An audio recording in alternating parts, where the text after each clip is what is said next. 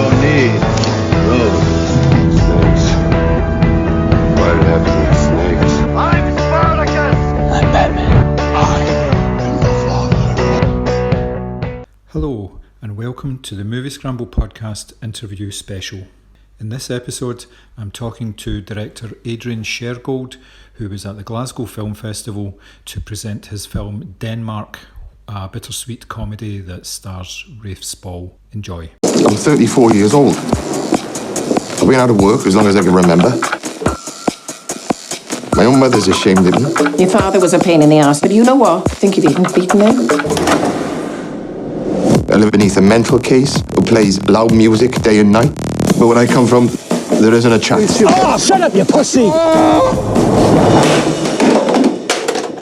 Sometimes getting locked up in prison is a 5-star experience. And it definitely is if you're doing time in Denmark. So you started as an actor? I did.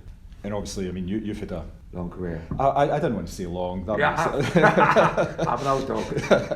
So, did you always want to direct, or was it something that you were... No, it sort of came by absolute chance. I went to drama school, trained as an actor, thought that's what I wanted to be. I worked for about 8 years as an actor. Mm-hmm. I just felt a great sense of, much as I enjoyed the idea of being an actor, I didn't really feel like I was being fulfilled, and I was always waiting for that phone to ring and all that stuff was going on. And I had quite a busy 8 years, and I worked with some fantastic directors, Mike Leigh and Jane Howe, and I worked with Tony Scott, Alan Parker. Yes. They were just making commercials at that point, but so I met all those sort of guys, and I think what happened was a friend of mine started a very small lunchtime theatre in London, and he asked me to help only because he thought I could bang a nail in straight. That was about it, so on a physical level. And we started this small theatre in South London, and we thought we'd have control, actors would have control over their destiny, but in fact we realised almost straight away you had to decide what you were going to do. Mm-hmm. And he asked me to direct one play. He said, would you direct one play? I said, well, I'm not a director. But I knew a writer really well called Barry Keefe, and I'd been in some of his plays. So I asked Barry whether I could direct one of his plays, and I just got the bug. I mean, the moment I did it, I realised that's what I should have been doing. Yeah. And from that moment on, I just sort of strove to do that.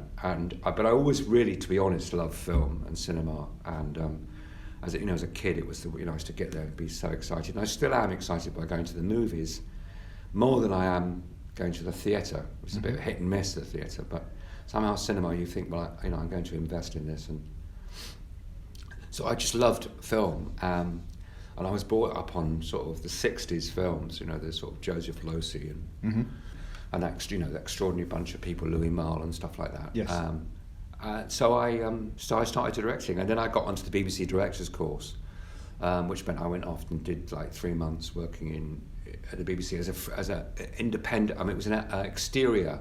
When I say exterior, it was an outside directors course. So they brought 5 directors from the theatre in and trained them to be what they thought were TV directors. Mm-hmm. I did that course, and then I just chased around the BBC with my tape saying, give me a job, and eventually got a job and started directing TV drama. And from then I just wanted, I wanted to pursue the whole thing about trying to make single films. But I, in that career, I had done some fantastic jobs, like The Winter Sun. I worked for Channel 4 doing a film called Clapham Junction, did a thing called Births, Marriages and Deaths, Tony Brown's thing. I did a fantastic series called Holding On for the BBC, which was an 8-part thing, written by Tony Marchant, who was a friend of mine, and we worked together for years. And the sort of bug just took over. And odd enough, at that time I still wanted to make independent single films, but actually there wasn't the market then. And then it started to become a market for it. But you met people like Working Title and said, well, you're always busy, why are you worrying? Why do you want to make single films? But I did. And then slowly out of that, I've made single films and so on and so on. So it's been a sort of, I come from the wrong side of the tracks in one way. I was a working class South London boy. And when I started off directing, I realised that predominantly it was Oxbridge. And the industry, the BBC was Oxbridge. And so you were sort of fighting that thing in a sort of nice way. And the people that had an influence on me early on were people like Alan Clark, TV director, film director, and Mike Leigh was really helpful to me. He was my monitor when I was an Arts Council director. So that's how it all started. Nice, that's really good. You obviously spoke about your variety of work. What do you prefer? Do you prefer television work or do you prefer films? The best thing about films, TV tends to be like fish and chip paper, it's like it's on and it's out and it's thrown away. There's something about the longevity of film, so you feel like you've got a film and actually it's more personal and you pursue it and you try and keep it going and it has a life, it has more of a life and if it's something you really care about, you feel much more connected to it. It's more the auteur thing that actually you're much more to do with the process. Yes. I've just been doing a thing in Europe for a German company with ZDF money and Fuji Films money, and as much as I enjoy it, it's a bit like suddenly you're in a producer-led industry rather than a director-led industry. And films is much more generally director-led. The director as the TV focus. tends to be writer-led and producer-led. So Yes. that's the big difference. I notice with your TV work, you tend not to just drop in and out of series, especially stuff that you've been doing recently. You've been involved with, there was 4 and 5 episodes of a particular series. I always thought I would, to be honest, what I did with the German project, initially I read all 9 scripts, or I had 10 scripts of this thing, and I always assumed that that's what I'd do. I'd do all the 10. And then just purely because of the logistics of that, they didn't want to do that. But I remember, sometime years ago when Poldark restarted, I met the people talking Poldark, I said, well, I'd only be interested if I did the whole lot, the whole first series, just to keep a continuity with actors and the way you shoot and so on and so on. But in fact, I realised with something like that, they didn't want, not in a rude way, they didn't want a director to have that much say. They wanted it to be kept by, that Mammoth Films, it was very much that wanted to have a sort of producer-led series rather than a auteur strike directors-led. So yes, mainly that's what I've done. I've always done the whole lot. Yes. Or nothing. But the world keeps on changing. So I remember having sort of flirtations with America and going to America to do TV stuff and high-end TV stuff. But somehow I felt like it's an alarming process. You've got 3 weeks prep. You shoot for 10 days. You go into an edit for 5 days and you go. Yes.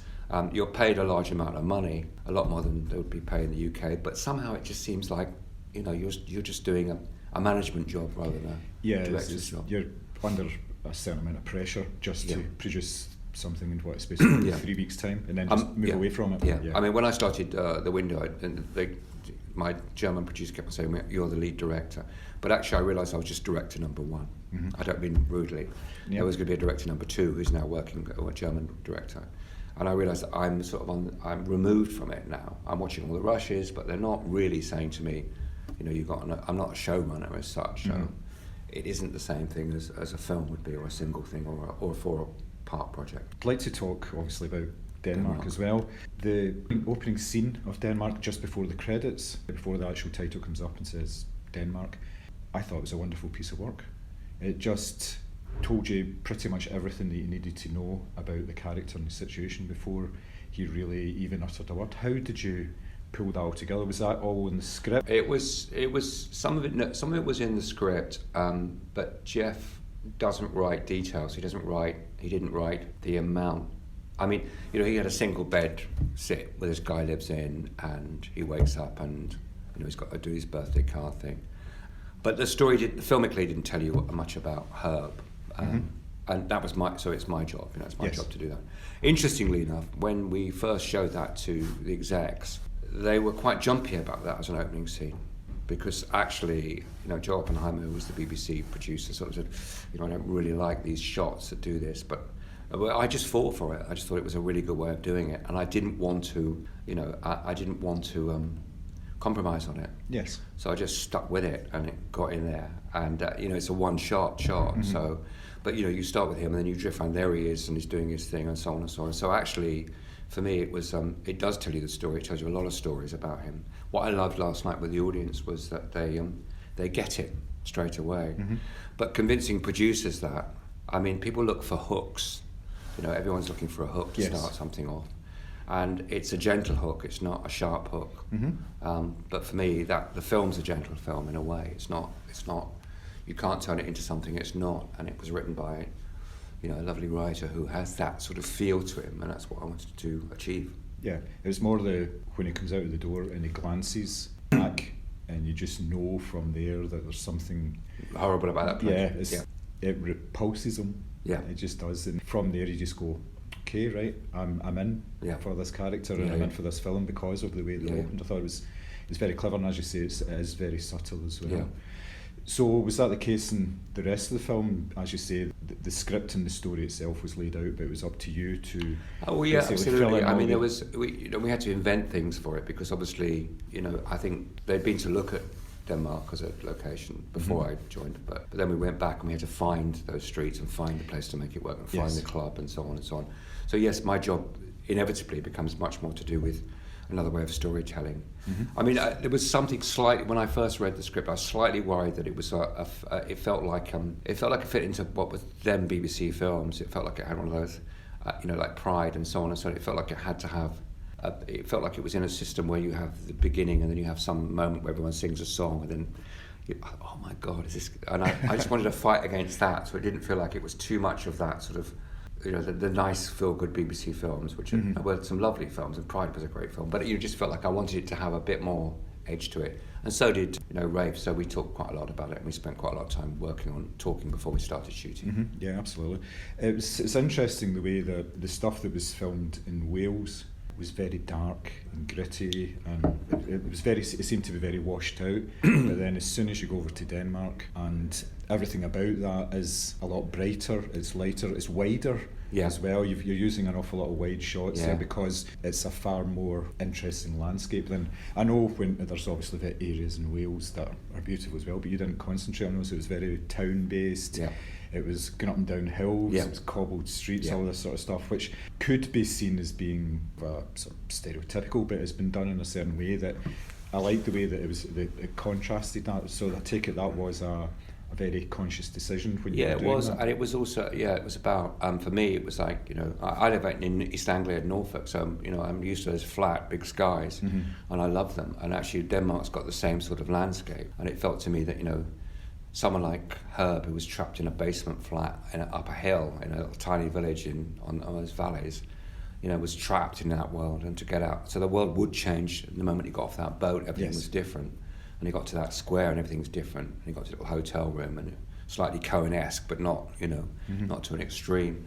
And then obviously, it's a sort of fairy tale after that. But yes, it completely changes. You're expecting a certain narrative up until the point when he gets off, because he's there to do a particular job, and it obviously doesn't work out that way, but it was quite a nice wee surprising turn. You make use of props in the film, like for instance the wee laugh box, to indicate that he doesn't think anything's funny anymore. The fact that he's wearing his father's shoes, he's literally wearing dead man's shoes. The introduction of the dog as well, which I thought was really nice. That's obviously a nice kind of, as you say, fairy tale element. You've got a sidekick now, and it's obviously man's best friend. Was that all just part of the process? You brought all that together? We brought a lot of that together. I mean, the laughing box was it's mine. I had it at home, and I thought I'd put it in a box with it in his stuff, and it was a prop that actually became quite crucial. I mean, initially it was just intended to have one little moment. Yes. And then there was a whole discussion when we'd finished the film about how we bring us back to some moment, and it was sort of a MacGuffin. And I thought, well, actually, I suddenly remembered I had this little box, and that if he took it to Denmark with him, and then he showed it to her, it would have that little moment about laughter and happiness and madness. So it was very much a last thing. It was not in the script. It was just purely invented by me to give that character something to play. It was something I had at home. And I remember on the very last day of the shoot, there was they couldn't find it. Someone had it, and I had to wait like an hour and a half for it to be discovered, to put it in that box in that room. Otherwise, it would never. And thank God I did, because it became a very important little key to it. And yes, the shoes, that was Jeff's stuff, and but it meant that you just added those little layers the whole time. Yes, added layers to some. Well, I felt that there was characters that didn't get an awful lot of screen time, but you were drawn into them because of this the wee touches and things like that. I mean,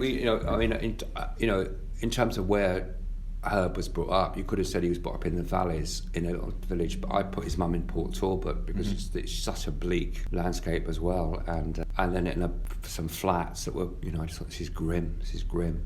I mean, I don't know if we shot Denmark first and we shot Wales second. Oh, right, okay.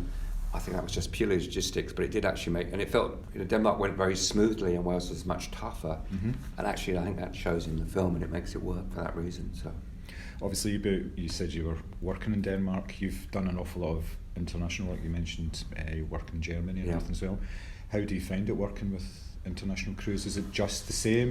Basically, you're speaking the same filmic language, or what? You're speaking the same film, and I've just been working with a Dutch camera. I mean, my crew on the window was Flemish, French, Dutch, German, and there was an English writer and me, and an predominantly English cast, or the major cast is English.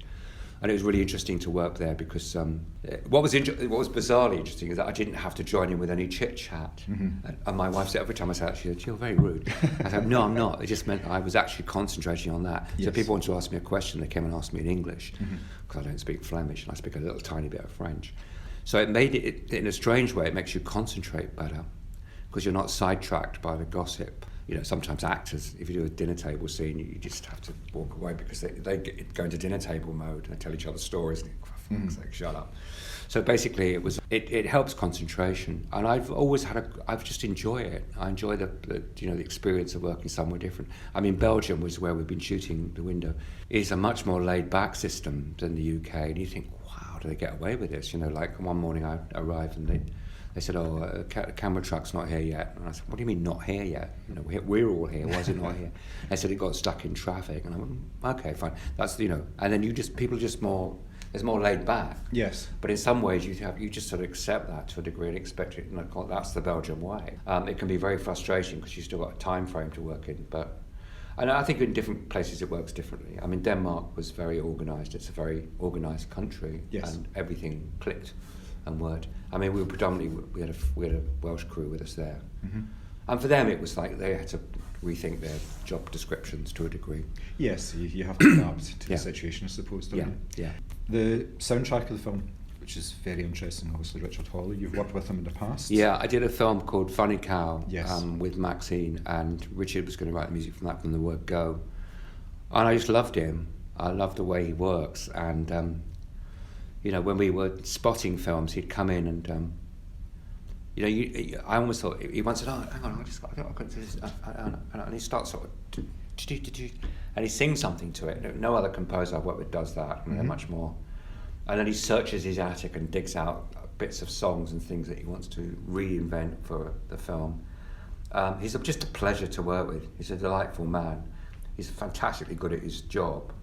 And I think he's at a stage when he would like to do more stuff like this. And not necessarily always songs, but sometimes, a score.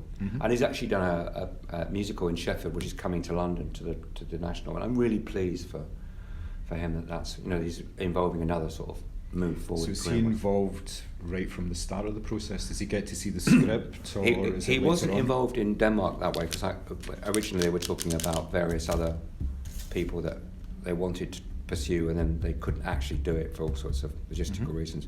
And I went back to Ed and said, "Look, what about Richard Hawley? Because I've done a job with him. I know he'll be good. I know he's a great songwriter, and he writes songs for us." But on Funny Cow, he was there from the word go. So he even wrote the Funny Cow opening song before we'd even shot the film. So, and it was, it works. Yep, of course, yeah, it really does, yes. Obviously, you've been involved in so many different types of projects and films. Obviously, Funny Cow and Denmark, there's certain similarities in the sort of social aspects of people trying to basically break the circle. I think Herb says that's what he wanted to do. He had to take drastic action, break the circle.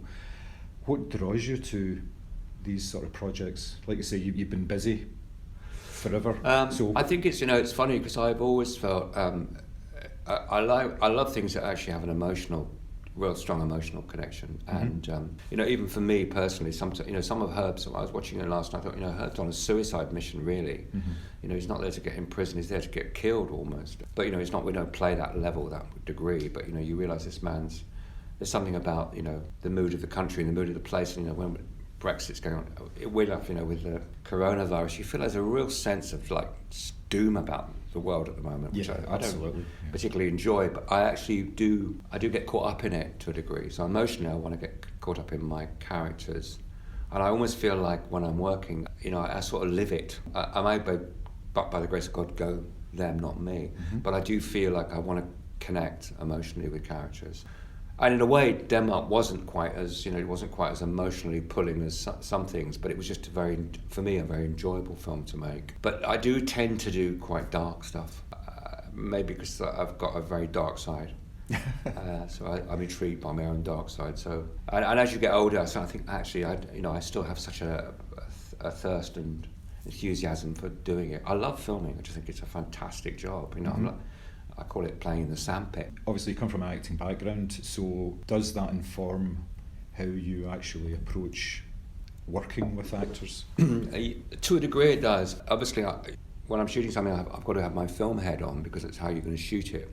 But to a degree, I often know what I don't do. A lot of directors would actually bring actors on the set and rehearse and then send them off to get ready. I usually just on a very simple way of shooting, I usually say, can you get the actors ready and we'll start rehearsing and then we're going to shoot. Mm-hmm. We don't have a little gap in between where there might be tweaks to do for lighting, but not a whole long gap, because I always feel like actors, rehearse something, go away. By the time you come back, they've sort of lost some of the impetus.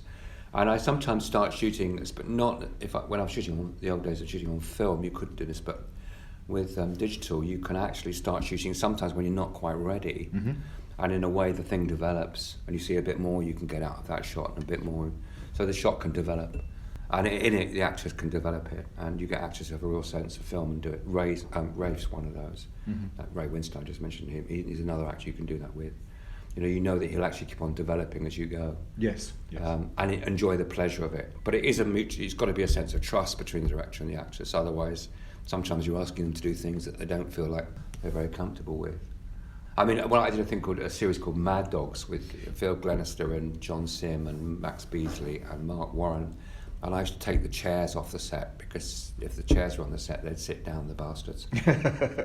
And that goes towards the momentum of the piece as well. Yeah. So I start a scene with those guys and say, look, this is going to start down here, but by the end of this scene, I want you to have gone through the villa, out, across the garden, be by the tennis court. When you finish this scene, they're like, what? Yeah, just come on, let's see if we can do it. Mm-hmm. And then we'd work out the shot to make that work. So what's next? Obviously, you've mentioned The Window. I'm just finishing off The Window, which is, that is a sort of... I'm not sure what's next, actually. I've got a project which I've been talking about for the last year, which is set in Ireland and in Canada, and it's called Cursed, and it's about a true story about a family called the O'Donnellys, who went to a small little town in Lucan they emigrated in 1840. I mean, Jim and his wife did, and they brought up this big family in Canada. And in 1880, the town of Lucan had just had such enough of this family, they tried to massacre them. And it's a story about the trial after that and who survived and the backstory of the thing that the Donnellys. That's been talked about for the last year and a bit. I'm attached. My Canadian producers were in Berlin last week, and we were talking to various people about it. If it does happen, it will happen April, May, June, and we'll start shooting in Ireland and near Toronto.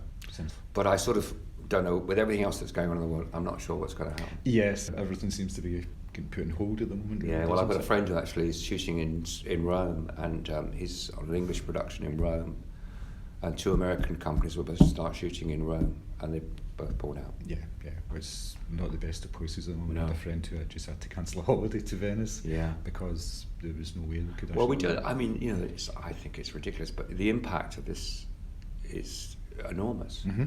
Yeah, for so many industries that will actually be affected by it. Mm-hmm. Maybe we'll have to rethink because of it.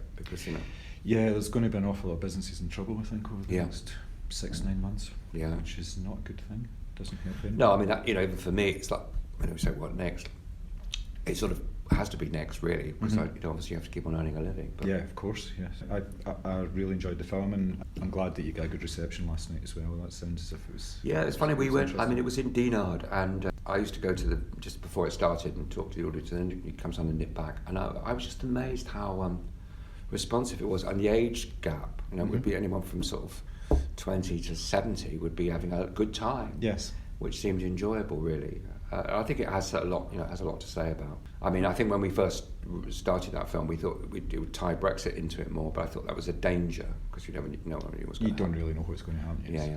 But there was a little element of Brexit in there because that's all we were obsessed with at the time. Yes, it's been fairly common over the last 3 years maybe. Yeah. So I noticed that they mentioned sort of post-Brexit and publicity materials as well, and I thought it was quite timely, but because it's been on for so long, it's quite easy for you to put elements of that in without actually really speaking to it one way or another. You're just sort of laying out the facts. Yes. Have you seen the Ned Kelly film yet? I have, yes. What was it like?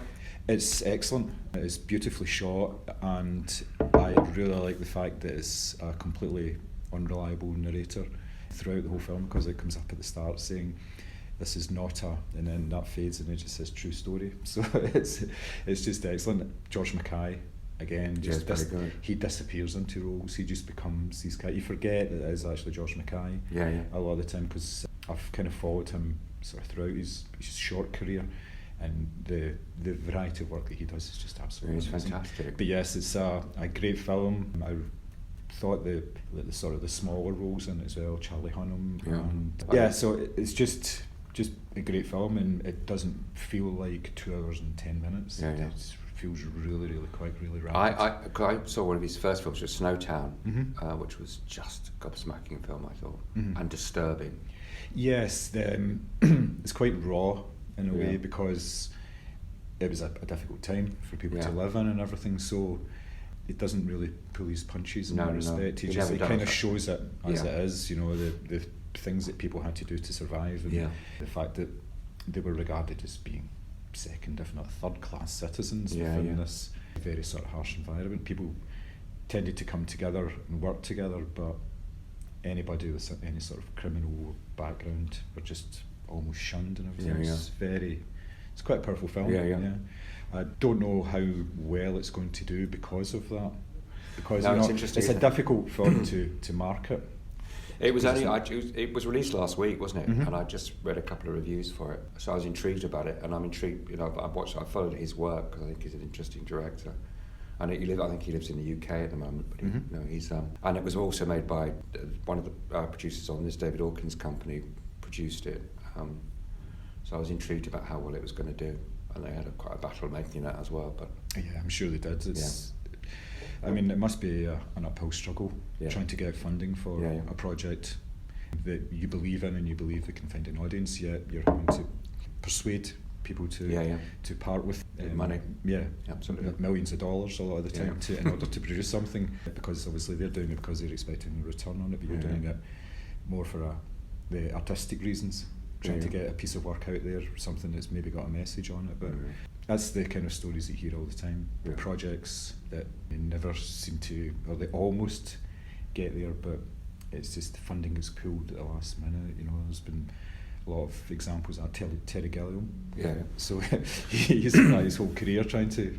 So you get films off the ground and then they're failing or whatever. And there's a very good podcast, Simon Brew's Film Stories, where he talks about films predominantly from the 80s, and he talks about the sort of production issues that they had, and 9 times out of 10 it's all got to do with the money and the funding and people dropping out at the last minute and things. And this is what actually makes these sort of background stories really interesting, but it must be very frustrating if you're in the eye of that storm where you've got everything ready to go, and then a couple of weeks before you're told we might not have the money to do this, so you need to cut it down. Fun enough, even on Denmark we had a gap because suddenly Rafe hadn't signed his contract, and suddenly Amy Schumer had rung him up and asked him whether he'd be in a film, and you know, he's a friend, so he said, I don't know what to do because this is, you know, Amy Schumer, and I think I should do it. And I said, what impact will it have on the film? I said, well, it'll delay it by 12 weeks. You know, it'll be 3 months before we start shooting this film. And eventually, his agents had agreed that's what he's going to do. So suddenly everyone stopped for 12 weeks. And I remember saying to the producers, no, this is just a disaster for me. Like 3 months, I can't. It's not like I've got pots of money in the bank. I can just sit around waiting for Rafe. Yes, we did actually, and we finally got there. But those things happen. That's only a small thing that happened. But and then the weird thing was he never got his visa, so he never did that film. And there was another whole thing about whether Trump had something to do. You know, his Schumer's brother or father is actually, you know, very opposed to Trump, and it was going to fuck him over. Anyway, that's another whole story. That's not true. Okay. Thank you very much. Oh, not a problem. Yes, really enjoyed it. Thank you very much. Thank you. It was a pleasure to meet you.